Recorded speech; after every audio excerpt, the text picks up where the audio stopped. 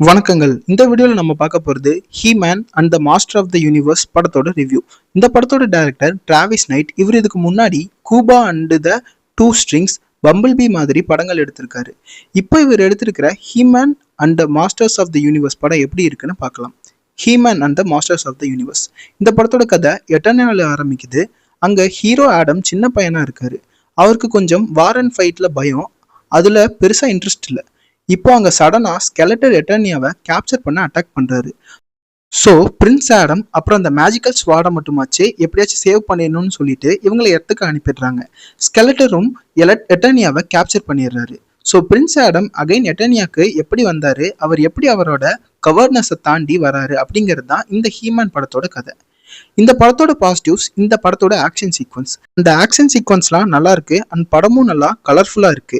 And நீங்க ஒரு yearly 90s கிட்டா இருந்தா உங்களுக்கு நாஸ்டாலஜியா ஃபீல் இந்த படம் கொடுக்கும், என்ஜாய் பண்ணுவீங்க. அண்ட் தமிழ் டப்பிங்கும் ஃபன்னா இருக்கு. அண்ட் டங்கன் கேரக்டருக்கு ஆக்ஷன் கிங் அர்ஜுன் வாய்ஸ் கொடுத்துருக்காரு. அது படத்துக்கு எக்ஸ்ட்ரா ஃபன்னை கொடுத்துருக்கு.